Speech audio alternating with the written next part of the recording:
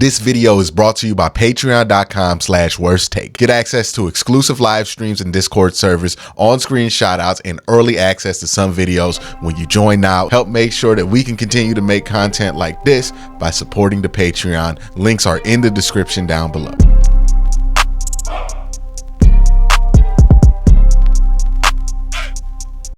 So some big news actually got announced for the Cleveland Browns. I mean, usually week one or when they're doing these week one announcements, we as Browns fans are used to being left out of that excitement.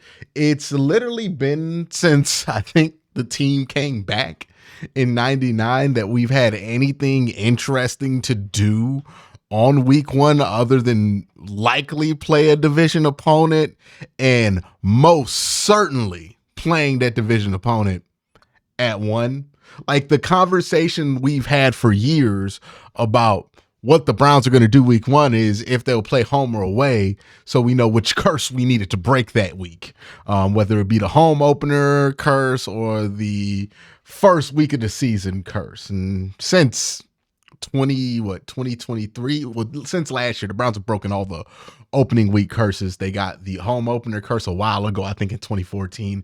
They won the home opener first week game last year, and then I think they got the opener curse out the way in 2022 versus Baker Mayfield. So in the last 2 years, they've really gotten rid of both of those opening season curses, which puts us at a good place, because now when the Browns play a premier opening game versus the Dallas Cowboys, hopefully we can be saved as Browns fans from one less graphic about the misery that we've been through since '99. You know, we're going to get the doom scroll every time we play on national TV. They play us the doom scroll like everybody in the world don't know about it, right? They got to be, oh, you remember the drive? Remember the fumble? Oh, yeah. Remember when the team moved? All right. Yeah. And remember all the losing they did? Remember all the losing they did to Pittsburgh? Remember all the losing they did at home? Remember all the losing they did on the road? Like, we get that damn graphic every year. But at least they can leave out the remember how much they lost on opening day slide. Like, get that. Nah, we've won the last two. Like, hopefully we don't get that slide. We don't get that on opening day. But they're going to play the Dallas Cowboys in Cleveland at 4:25 on Fox, which is significant because this is also going to be the first game that Tom Brady will be doing color commentary on. And if you guys don't remember, Tom Brady signed a ridiculous 10-year, $375 million, which I believe comes out to like 37 mil a year. He making top dollar quarterback money to call these games right now. So good on Tom. But anybody who is willing to invest $37 million on one employee for a broadcast, I promise you, if that dude's there, that's going to be a very focused game. They're going to be focusing a lot on. They already have whatever 1/17 of $37 million budgeted for that game. So that's a huge deal. Not only are they playing at 4:00 against the Cowboys on Fox, they're also having Tom Brady on the broadcast. Is going to draw a lot of eyeballs and especially ears, because people are going to be excited to hear what Tom Brady, or at least interested to hear what Tom Brady can bring to an NFL broadcast. So this is going to probably be one of the most, if not the most watched game of the weekend. I think the matchup is intriguing. We'll get into that as well. And also it's the Cowboys, right? And that goes into why this might be one of the most watched games of the season, because let's face it, the Cowboys have one of the bigger fan bases in the NFL. The Browns feel like we are the underground version of the Cowboys, like the Cowboys that nobody talks about. But we feel like we have just as big as a fan base, or a similarly large fan base, a similarly national fan base to the Dallas Cowboys. And either way, regardless on who you think America's team is actually, you're going to see two teams with two passionate fan bases going at it all summer, which is going to be fun. You're also going to see two very good teams go at it, two very talented teams, and two teams with a lot on the line for a week one game go at it.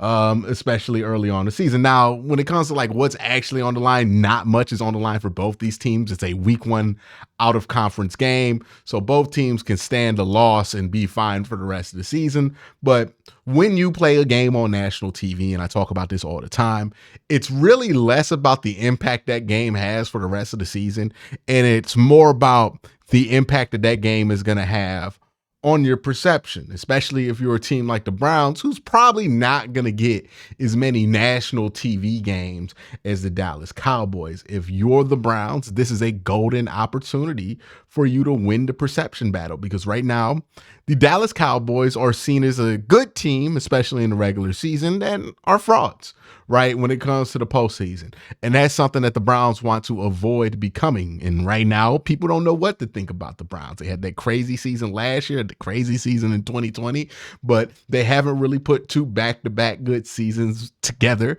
Deshaun Watson is a huge question mark. Like nationally, I don't think a lot of people know where to put the Browns, and that's why we're seeing people put the Browns all kind of different places.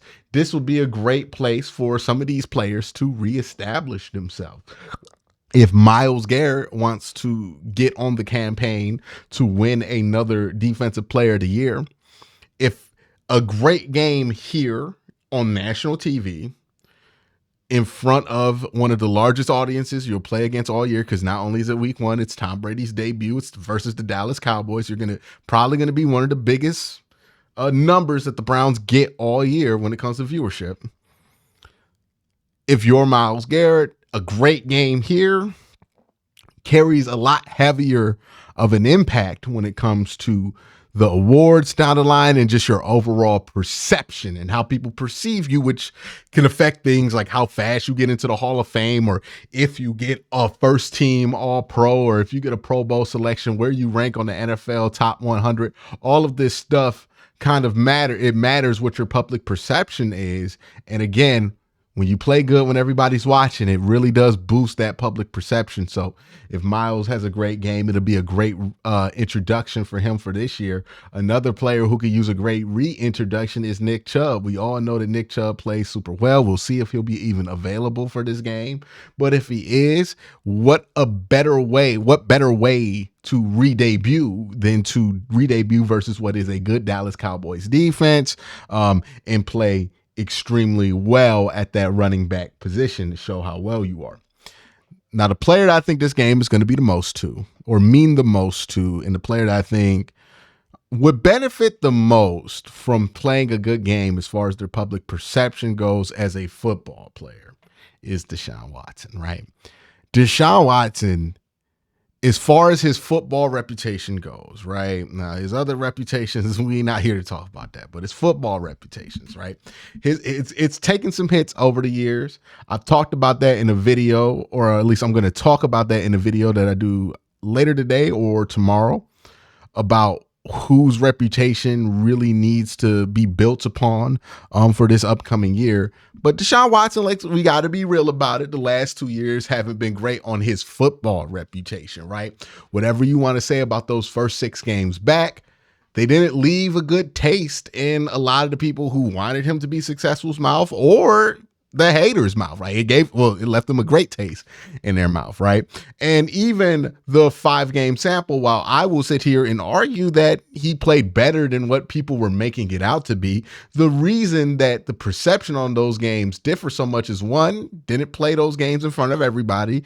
The one national TV game he did play in, the Monday night game, he was awful in. So that really did affect how people perceived them for the rest of the year, because nobody was watching when he was balling against the Titans at 1:00 on a Sunday other than Browns fans. Nobody was watching when he balled out against the Arizona Cardinals, except for Browns fans. All people saw out of Deshaun Watson last year was that Monday Night Football game and a Baltimore game where you can describe it as he was bad for 2 quarters and he was fine for the rest of the game.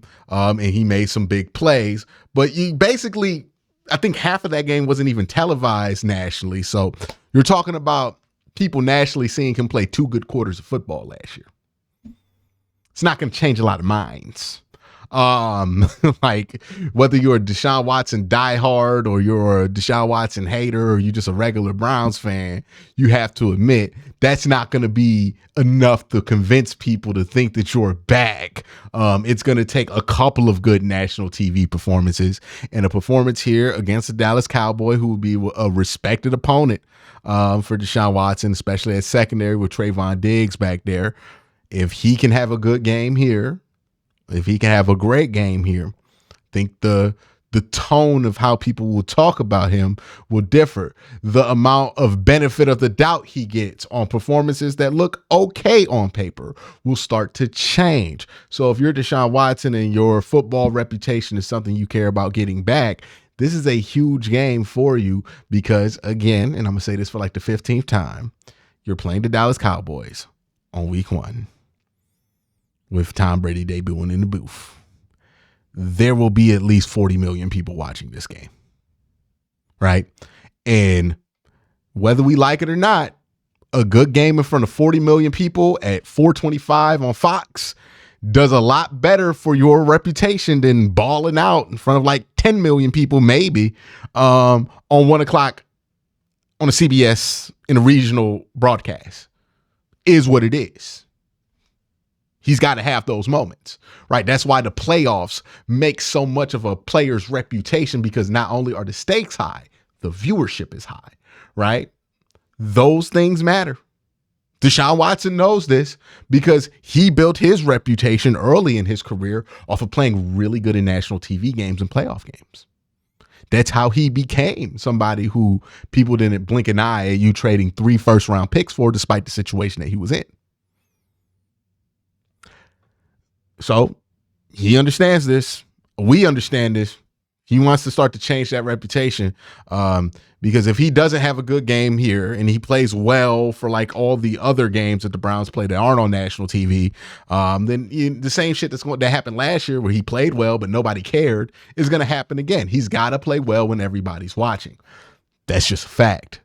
That's just a fact if he wants people to think that he's back in any significant way as a football player nationally. Now, locally, we'll know what the deal is. We watching every game. We locked in 4 quarters, every play, and we watching film reviews and shit. Of course, we gonna know if he balling or not, but we talking about them, right? And that does matter when it comes to other shit that you want to accomplish as an athlete. Another question I have here is, hey, like, the Browns are being put in a premium spot